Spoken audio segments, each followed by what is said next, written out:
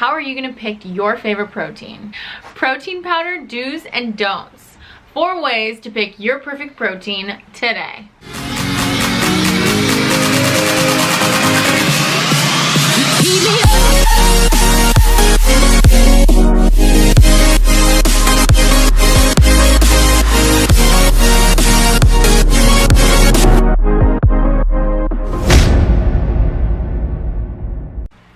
Things you never knew until today with Rosie P. Hey guys, what's up? Today we're going to answer all of your protein questions. I know that when you walk into a store, you look around at all of the different proteins and it's very confusing. If you haven't been a regular user of protein, or if you don't have your favorite brand, it's a mess. It's so confusing. I know that because I've been there. Number 1 of choosing your favorite protein, you're gonna have to think about your intolerances. If you have an intolerance to dairy, gluten, or if you're a vegetarian or vegan, those are all going to play a huge role in what type of protein you're going to choose. If you have a gluten intolerance, you don't want to have anything with glutamine in it. It's a wheat-based product, so you're going to want to stay away from glutamine in any of the ingredients. Dairy. So I personally have a huge dairy intolerance when it comes to protein. It might be just like the whey part of the protein. I'm not sure, because I can have milk and cheese, but for some weird reason when it comes to the whey protein, maybe I just overdid it. I stay away from anything with whey in it. You're going to want to go vegan with that too. If you're vegan, you're gonna go vegan. That pretty much boils it down. So that's number 1 of choosing your favorite protein. Number 2, you're gonna wanna look at the ingredients on the back of the label.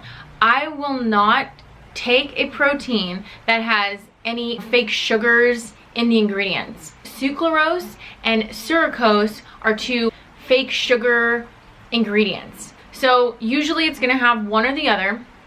And I refuse to take any protein, any BCAAs, anything with those ingredients, because they're pretty much the same as aspartame. I stay very far away from it.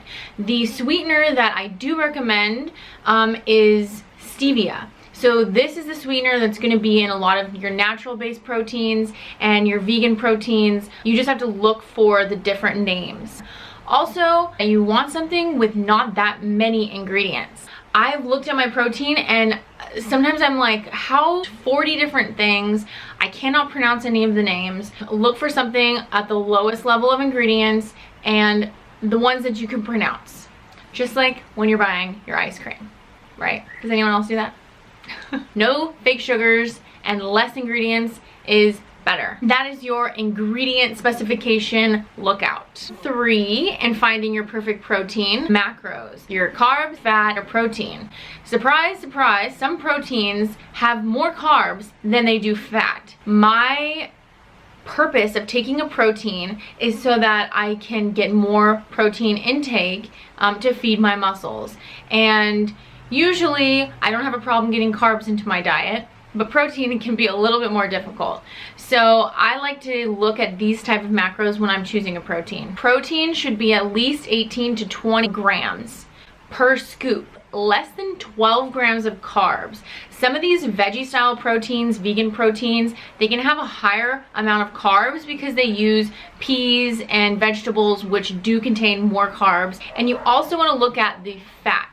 6 and lower, okay. You're usually going to be taking your protein after a workout, and you don't want to have more than 6 grams of fat after a workout. And number 4, picking your favorite protein, you're going to want to think about taste, cost, and consistency. Taste, I prefer chocolate and vanilla, but I've tried them all. You just kind of have to try them and see which one is your favorite. Cost. Cost is super important because you're going to be taking at least 1 scoop to maybe even 3 scoops per day, and it goes really fast. You're also going to look out for the consistency of your protein. There's some that mix really well with water and some that stay really chunky. I personally don't mind chunky protein. I know that sounds disgusting, but I really don't mind it. I know some people, my boyfriend, who says that he detests chunky protein. He likes something that has a really easy mixture formula, but I kind of think you have to just try them and see if they mix easily or not. Those are your 4 rules in how to pick a protein when you go into that protein aisle and you feel really overwhelmed. Number 1, intolerance. What are you intolerant to? Number 2, look at those ingredients. Make sure you're getting something natural with not that many ingredients. Number 3, make sure you look at those macros. Make sure you're getting what you're looking for. And number 4, it's a combination between taste, cost, and consistency. Those are the 4 ways that you guys can pick a perfect protein for you. Some tips that I'd like to give you. At a lot of protein stores, they have like a 1 scoop packet. This is awesome. It allows you to taste the flavor, taste the brand, without having to buy an entire protein powder thing. The protein that I like the most is this one. I choose vegan protein over whey style protein because of my intolerance to dairy. I used to do regular protein.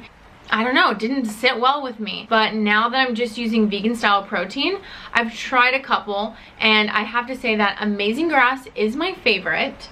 But I also have tried the Garden of Life. It's pretty good. It's really thick.